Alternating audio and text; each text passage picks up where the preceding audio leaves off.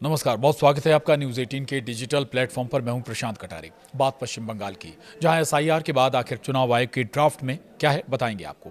पश्चिम बंगाल से कितने वोटर हो गए हैं आउट, ये भी बताएंगे। तो पश्चिम बंगाल में अगले साल विधानसभा चुनाव है, उससे पहले एसआईआर को लेकर हलचल तेज है। इस बीच चुनाव आयोग ने वो लिस्ट जारी कर दी है जिसमें वोटरों के नाम काटे गए हैं। चुनाव आयोग यानी निर्वाचन आयोग ने मंगलवार को एसआईआर 2026 के तहत पश्चिम बंगाल की मसौदा मतदाता सूची ड्राफ्ट वोटर लिस्ट से हटाए गए मतदाताओं की सूची प्रकाशित की है। इस लिस्ट के मुताबिक पश्चिम बंगाल में कुल 58 लाख वोटरों के नाम कट गए हैं।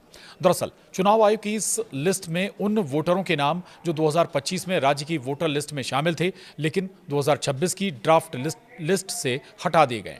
पश्चिम बंगाल से जुड़ी एसआईआर वाली ये लिस्ट अभी चुनाव आयोग के पोर्टल लिंक ceo.west.bengal.wb.gov.in पर उपलब्ध है। हालांकि चुनाव आयोग ने ऐसे वोटरों को आपत्ति दर्ज कराने का मौका दिया है जिनके नाम कट गए हैं। तो 58 लाख वोटरों के, जहां बहुत बड़ा आंकड़ा है, 58 लाख वोटरों के नाम कटे हैं। चुनाव आयोग के सूत्रों के अनुसार इकट्ठा ना किए जा सकने वाले एसआईआर एन्यूमरेशन फॉर्म की संख्या 58 लाख से ज्यादा है और उन्हें उनके रजिस्टर्ड पते पर मौजूद ना होने, स्थायी रूप से शिफ्ट होने, मृत होने या एक से अधिक निर्वाचन क्षेत्रों में डुप्लीकेट वोटर के रूप में मार्क किए जाने के आधार पर हटा दिया गया है। और कब तक आपत्ति दर्ज करने का मौका होगा, ये आपके लिए जानना ज्यादा जरूरी है।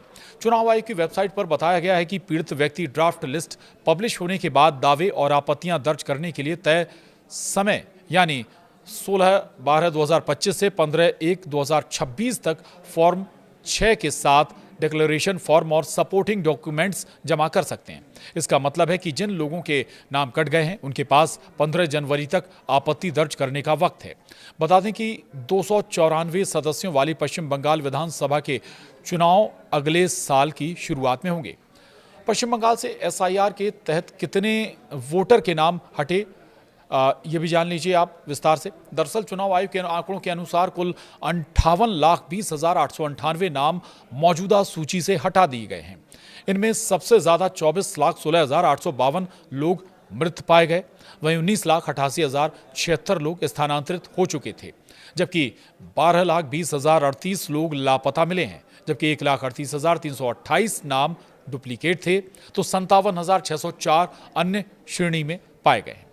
वहीं चुनाव आयोग का कहना है कि मतदाता सूची की सटीकता और विश्वसनीयता में सुधार के लिए ये प्रक्रिया अपनाई गई थी। हालांकि विपक्षी दल इस प्रक्रिया और इसके नतीजों की बारीकी से जांच कर सकते हैं। आयोग ने कहा कि ये प्रक्रिया सटीकता सुनिश्चित करने और रिकॉर्ड से डुप्लीकेट या गलत एंट्री और नामों को हटाने के लिए की गई थी।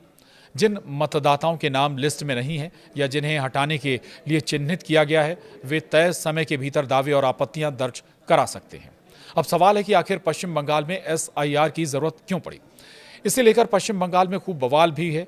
हालांकि चुनाव आयोग ने साफ कर दिया है कि ये प्रक्रिया पारदर्शिता और निष्पक्षता सुनिश्चित करने के लिए की जा रही है। बंगाल से पहले एसआईआर की प्रक्रिया बिहार में भी अपनाई जा चुकी है। अब आपको बंगाल का राजनीतिक गणित भी बता देते हैं। दरअसल पश्चिम बंगाल के पिछले विधानसभा चुनाव में ममता बनर्जी ने अपने करीबी प्रतिद्वंदी बीजेपी से लगभग 60 लाख वोटों की बढ़त बनाई थी, लेकिन इस बार हुए विशेष मतदाता पुनरीक्षण के बाद 58 लाख से ज्यादा मतदाताओं का नाम वोटर लिस्ट से काट दिया जाएगा। क्या इससे ममता बनर्जी के समीकरण खराब हो सकते हैं, ये बड़ा सवाल है। क्या एसआईआर पर ममता बनर्जी के गुस्से का असली कारण भी यही है, ये और महत्वपूर्ण सवाल है। तो 2021 के पश्चिम बंगाल विधानसभा के चुनाव लगभग आमने सामने की लड़ाई में तब्दील हो गए थे।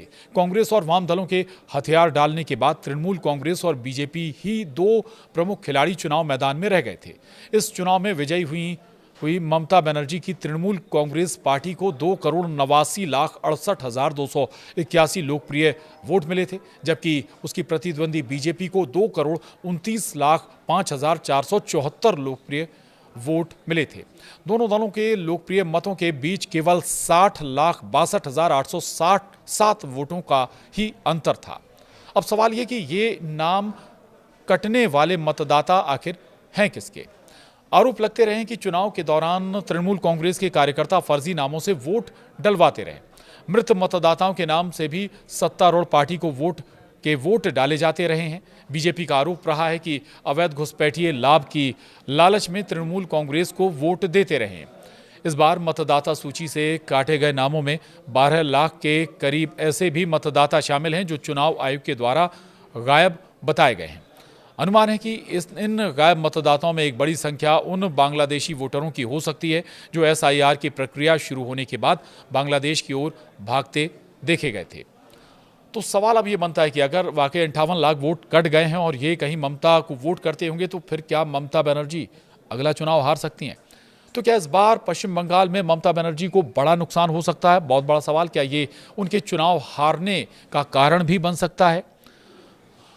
तो स्थानीय पत्रकार बताते हैं कि एसआईआर के कारण टीएमसी के खेमे में एक डर तो देखा जा रहा है, लेकिन ये नहीं कहा जा सकता कि एसआईआर सीधे तौर पर ममता बनर्जी की हार का कारण बन सकता है।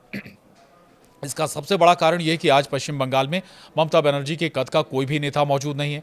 बीजेपी प्रधानमंत्री नरेंद्र मोदी के नाम पर चुनाव लड़ती है, लेकिन वहां के लोग जानते हैं कि मोदी वहां मुख्यमंत्री बनने के लिए बंगाल नहीं आएंगे। जब उन्हें स्थानीय नेताओं में बेहतर चुनने की बात आती है तो उनके पास ममता बनर्जी के अलावा कोई दूसरा विकल्प नहीं होता।